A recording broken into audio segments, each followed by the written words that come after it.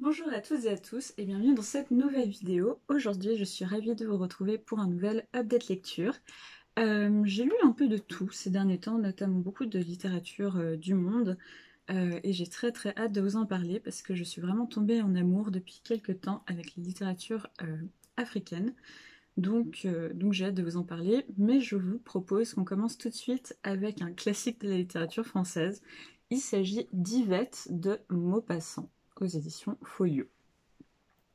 Alors, Yvette, c'est une fille de courtisane qui va faire ses premiers pas dans le monde, et évidemment, le monde où elle fait ses premiers pas est le monde des bourgeois, des auteurs, des artistes, etc.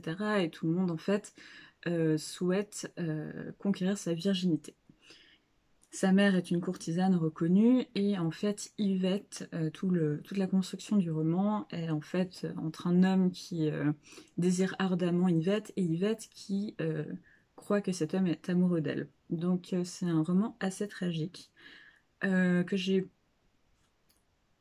aimé et pas aimé. C'est assez difficile à dire. J'ai vu désolée, c'est ma chaise. J'ai vu des chroniques très enthousiastes pour celui-ci. Je dois vous avouer que je l'ai trouvé assez vomitif dans le sens où Yvette est encore mineure, il me semble, où elle a tout juste 18 ans et ce qui se passe à la fin, je peux pas vraiment vous en parler. Enfin, je crois que je vais vous en parler. Je vous propose d'avancer de quelques minutes la vidéo si ça ne vous intéresse pas. Voilà, passer de quelques minutes ce passage, parce que j'ai vraiment besoin de vous en parler. Mais en gros, à la fin, Yvette tente de se suicider. Elle n'y arrive pas, et au moment où on la pose dans son lit, en fait, tous les hommes de la pièce continuent à avoir envie d'elle, alors qu'elle a tenté de se suicider, parce qu'elle ne supporte pas cette vie et qu'elle n'a pas envie de la vivre. Donc, évidemment, c'est une critique de Maupassant. Toutefois, j'ai trouvé assez difficile à lire. Ce n'est pas un ouvrage de Maupassant que je recommande particulièrement. Il est assez court, il parle de la vie difficile de ces femmes, donc ça peut avoir son intérêt, mais j'ai trouvé que c'était assez maltraité et voilà. Je ne le relirai pas. Dites-moi ce que vous en avez pensé en commentaire, ça m'intéresse beaucoup. Ensuite, j'ai lu Visage fardé de Soutong, donc aux éditions Piquier. Récit traduit du chinois par Denise Benejam. Alors, il faut savoir que, vous le savez peut-être, si vous suivez ma chaîne, j'aime beaucoup la littérature chinoise et j'aime d'autant plus Su Tong, qui est un de mes auteurs favoris. J'ai un énorme coup de cœur pour Épouse et concubine que je vous conseille à 1000%, qui est l'histoire d'une famille fortunée qui accueille une quatrième épouse. Et c'est l'histoire en fait de ce harem et de ces luttes de pouvoir qui vont aller jusqu'à des événements tragiques. Magnifique, le film est très beau aussi d'ailleurs si jamais, je sais qu'il est disponible sur YouTube par exemple.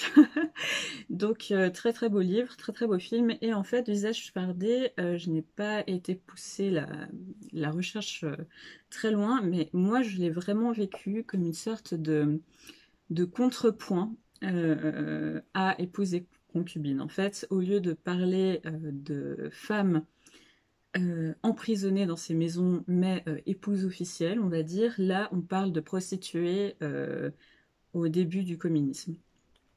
C'était très intéressant, il y avait beaucoup de parallèles à faire, je pense qu'ils sont totalement conscients de la part de l'auteur.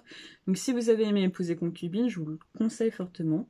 Je l'avais déjà lu une première fois, j'en avais pas parlé sur cette chaîne, et cette deuxième lecture est tout aussi bien. Ça se lit vraiment très vite. Sutong a vraiment une manière de décrire les malheurs de ces femmes, parce qu'en fait, ces femmes sont prostituées au moment où la prostitution est déclarée interdite. Donc elles vont finir dans des camps de concentration, des camps de travail, et on va les suivre, parce qu'elles vont essayer de se racheter une dignité, avec toutes les guillemets, qu'il est possible de faire, pour tout simplement pouvoir vivre. Magnifique, c'était vraiment très beau, c'était très dur aussi, donc c'est pas à mettre entre toutes les mains, mais Sutong, il y a vraiment une manière de parler des femmes que je trouve très sensible et très juste en fait, et c'est pas souvent le cas, donc Donc voilà, je vous le conseille très très fortement. Si vous voulez découvrir Sutong, par contre, je vous conseille d'abord Épouser concubine et ensuite de passer sur Visage fardé. D'autant plus qu'il y a Épouser concubine est beaucoup plus facile à trouver. Je ne suis pas sûre que celui-ci soit encore disponible dans le catalogue Piquier. En réalité, moi j'ai trouvé d'occasion, déjà à l'époque. Donc voilà, mais excellente lecture. Ensuite, de quoi vais-je vous parler? Je pense qu'on va continuer avec un livre qui s'appelle Béni soit Sixtine, donc de Maëlys Adhémar. Alors, de quoi ça parle? Sixtine est une jeune fille qui vit dans une famille catholique traditionnaliste. Elle a de nombreux frères et sœurs, elle se marie jeune à un autre catholique fondamentaliste qui est militant et qui, entre autres, aime aller dans les fêtes d'extrême gauche pour tabasser des gauchistes, comme il dit. Donc Sixtine ne remet pas en cause son éducation, etc. Sauf qu'à un moment donné, il y a un élément déclencheur qui va faire qu'elle va partir et tenter de se découvrir sans cette pression familiale énorme. C'est une lecture que j'ai bien aimée. Les mouvements traditionnalistes m'intéressent beaucoup de par mes études évidemment, mais aussi parce que je trouve toujours fascinant d'essayer de comprendre ce qu'on n'est pas du tout. Je trouve que c'est important aussi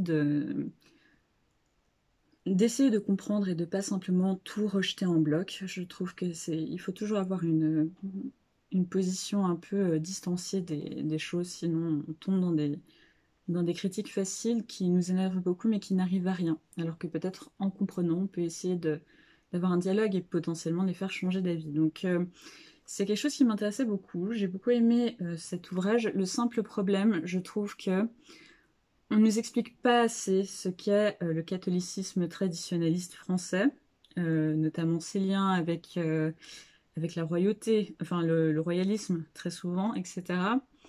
Donc j'aurais voulu plus de détails, étant donné que je les connais, moi ça m'a pas dérangé, mais je me suis mise à la place d'un lecteur qui n'a pas vraiment l'habitude de ce genre de sujet.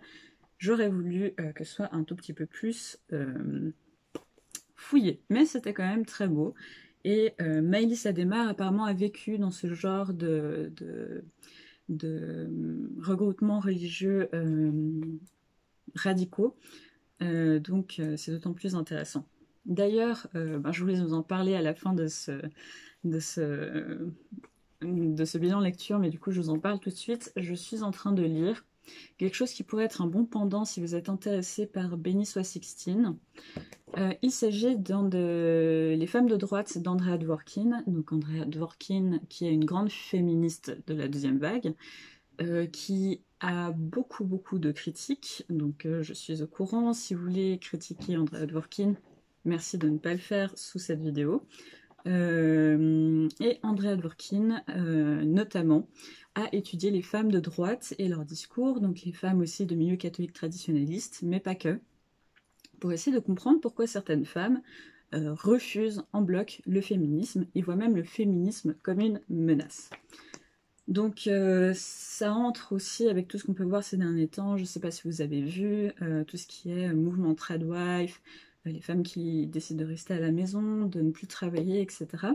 Donc moi c'est quelque chose qui m'intéresse. Donc moi je vous conseillerais du coup, si vous êtes intéressé par Béni soit Sixtine, cet ouvrage académique qui explique les choses beaucoup plus en profondeur. Je trouve qu'ils vont très bien ensemble.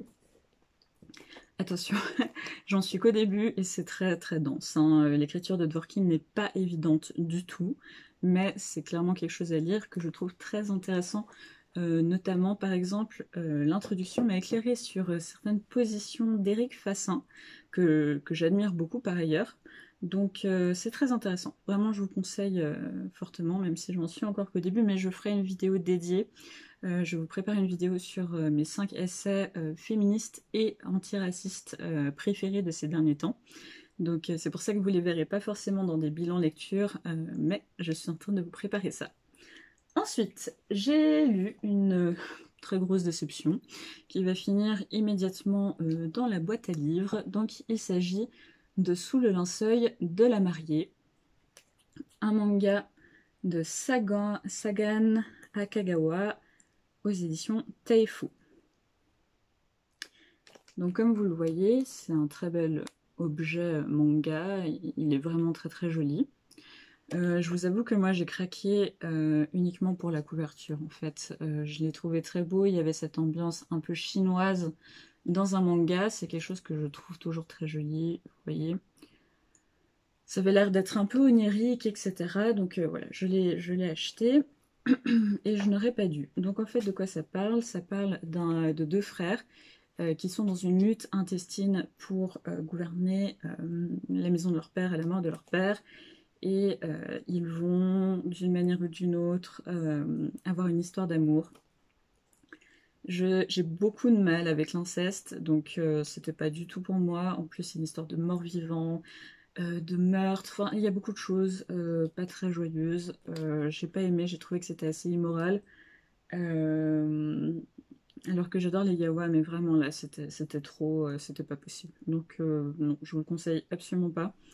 Les dessins sont très beaux, donc voilà, c'est tout ce que j'ai à dire, mais autrement, vraiment cette histoire, je n'ai pas du tout aimé la lire, j'ai pas du tout aimé la sensation que j'avais à la fin de ma lecture, et non, non merci. Donc voilà.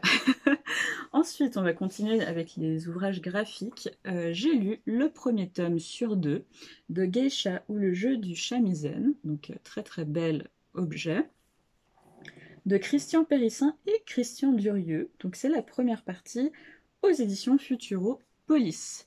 Donc il s'agit d'une BD sur les geishas, à l'époque en fait des geishas, au moment où les geishas commence à avoir moins de clients en fait, et on va suivre une petite fille qui va être vendue parce que ses parents n'ont pas d'argent à une maison de geisha, et on va suivre ses premiers moments d'apprentissage. Et je suppose que le deuxième tome sera, enfin la deuxième partie sera son émancipation.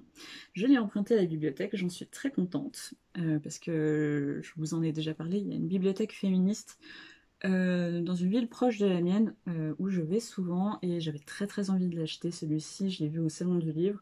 D'ailleurs je vous prépare une vidéo sur mes achats au salon du livre qui arrivera peut-être avant ou après celle-ci. Toujours est-il que j'avais vraiment hésité et j'ai bien fait de ne pas l'acheter parce que du coup je l'ai trouvé en bibliothèque en excellent état, je suis la première à l'emprunter, donc je pense que le tome 2 va arriver très très rapidement. Donc je me réjouis beaucoup. J'aime beaucoup les dessins. En fait, vous voyez, c'est vraiment en noir et blanc. Mais malgré la simplicité du trait, en fait, on voit bien les expressions des personnages. C'était un chouette voyage dans le monde des geishas. J'ai beaucoup aimé qu'à la fin aussi, ils nous présentent leurs sources. Et ça, c'était intéressant parce que j'avais un tout petit peu peur que leur seule source soit Mémoire d'une geisha. Pour les personnes qui ne sont pas au courant, Geisha de Arthur Golden est un livre très problématique parce qu'en fait Arthur Golden a beaucoup romantisé ce que lui racontait la geisha, où il a pris le matériel pour faire son livre et après se faire beaucoup d'argent avec son film. Donc, si vous voulez une vraie mémoire de geisha, je vous conseille celle d'Inoue Yuki, qui est disponible aux éditions Piquier, qui est la vraie histoire d'une geisha, dite par une geisha. Donc, voilà, petit rappel important, parce que on ne le fait pas assez, on a tendance à voir le livre d'Arthur Golden comme un chef-d'œuvre, alors qu'en réalité, c'est du plagiat malhonnête et qui ne respecte pas les volontés de la geisha en question. Donc voilà, dites-moi si vous l'avez lu, ça m'intéresse beaucoup, il est vraiment super, très bel objet livre, très grande BD, donc voilà, très sympa.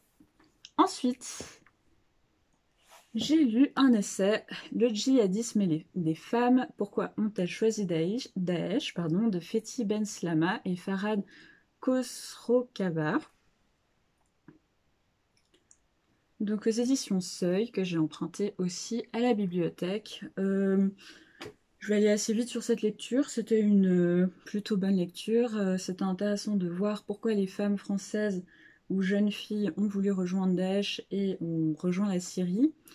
Malheureusement, j'ai trouvé qu'il y avait d'une part pas mal de redondance alors que c'est tout petit, et d'autre part un sérieux problème avec la psychanalyse. Je ne suis pas une grande fan de psychanalyse, Et j'ai trouvé que ça tombait un peu comme un cheveu sur la soupe, avec pas beaucoup de sources en fait pour étayer ça.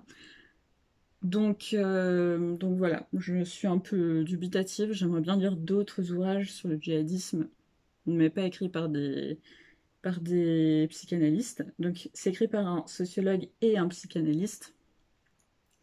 Mais clairement, les parties psychanalytiques, je les ai sautées parce que ça m'intéressait pas. Donc je vous conseille pour une porte d'entrée pour comprendre le phénomène, mais clairement je pense qu'il y a beaucoup mieux. Ensuite, j'ai lu Reste avec moi de Ayobami Adebayo. Donc ce livre-ci que j'ai absolument adoré. Donc j'ai très hâte de vous en parler et je vous préviens déjà que je vais faire une vidéo sur la littérature africaine parce qu'il y a vraiment des pépites incroyables et j'ai hâte de vous en parler. Mais du coup, Reste avec moi, c'est un ouvrage vraiment magnifique. Donc il faut savoir que Ayobami Adebayo, j'espère que je prononce bien, donc a étudié en fait aux côtés de Chimamanda Ngozi Adichie et Margaret Atwood. Donc ce n'est pas rien. Et d'ailleurs, on retrouve parfois des petits types d'écriture de Margaret Atwood qui m'ont fait un peu sourire. Donc on suit l'histoire de Yejide et Akin qui sont très amoureux, tout va très bien. Ils se marient, mais en fait, Yejide ne parvient pas à tomber enceinte. Et nous sommes au Nigeria. Et ça ne va pas. Et du coup, la pression sociale va faire en sorte qu'ils vont être obligés d'accueillir parmi eux une deuxième épouse. Et suite à ça, il y a vraiment un enchaînement de situations qui montre jusqu'où la pression sociale nigériane pousse les femmes à l'indicible pour avoir un enfant. C'était très beau, ça se lit d'une traite, vraiment, vous êtes complètement enveloppé dans cette histoire. J'ai vraiment beaucoup aimé et je vous le conseille très très fortement.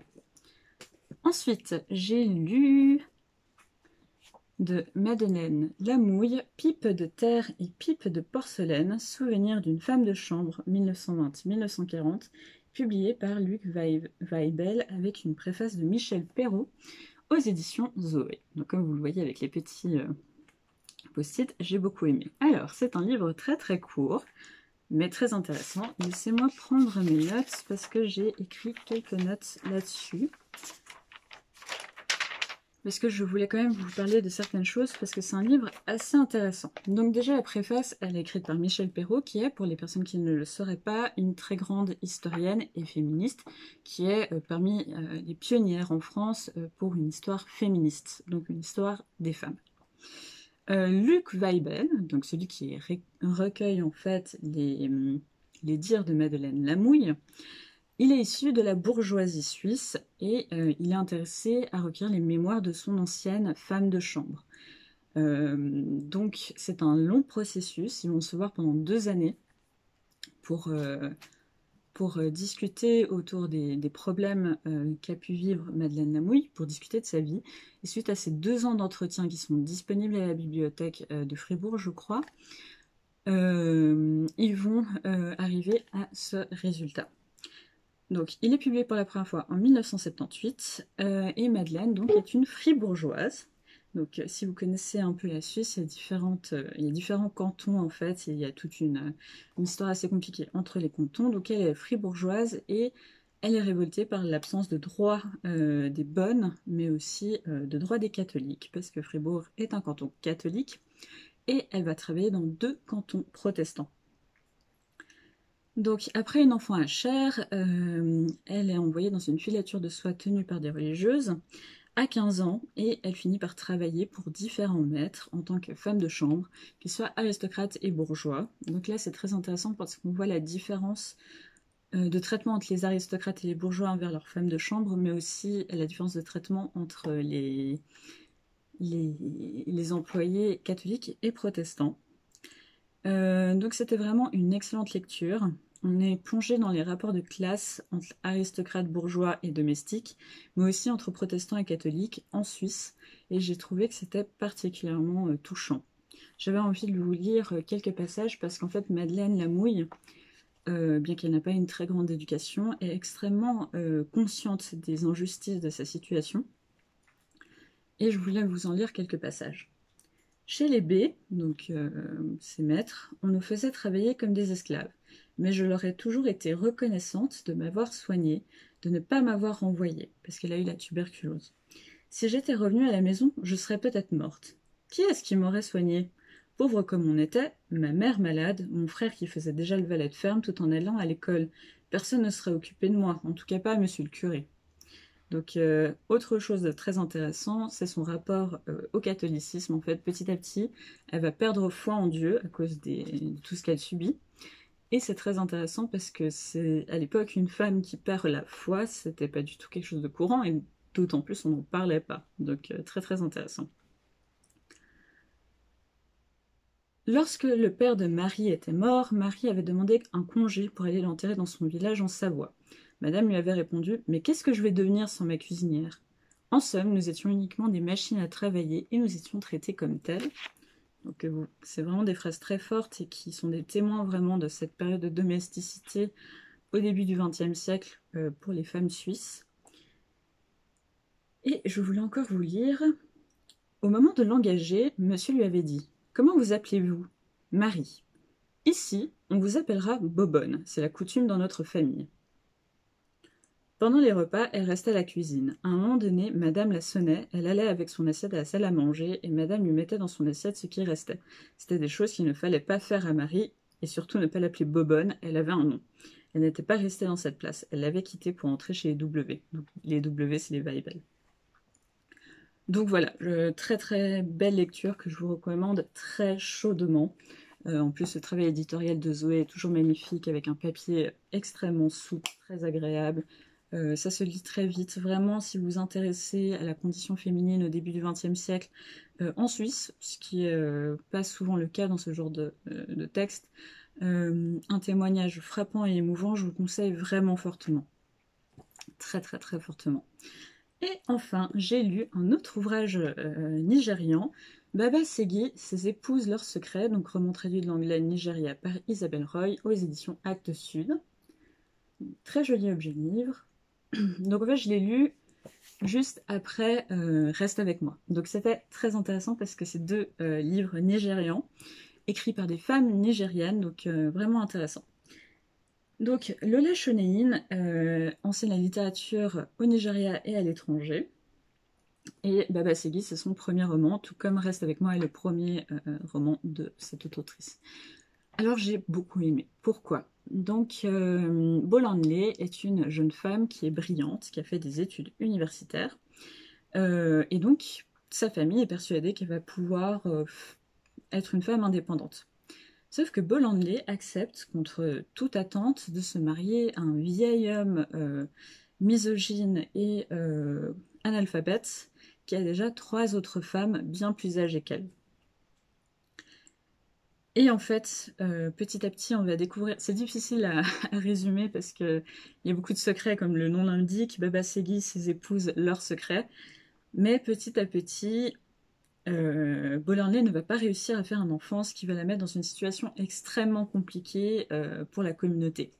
Et même va la menacer très très sérieusement. Et c'est l'histoire de ces femmes, de la difficulté de vivre dans une polygamie que les femmes n'acceptent pas, enfin, elles sont forcées de l'accepter, de la difficulté d'être une femme éduquée au Nigeria, des injonctions pour les femmes de tomber enceinte et de faire un maximum d'enfants, malgré la pauvreté de certaines familles. C'est beau, c'est vraiment beau, c'est un livre assez dur, mais que j'ai lu d'une traite et que je vous conseille vraiment fortement. Donc voilà, c'est tout pour mes lectures. J'espère que cette vidéo vous a plu. N'hésitez pas à me dire en commentaire quelles sont vos dernières lectures, ça me fait toujours très plaisir. Et ça me donne toujours de nouvelles idées de lecture. Je vous dis à très bientôt pour une prochaine vidéo et merci beaucoup. Ciao!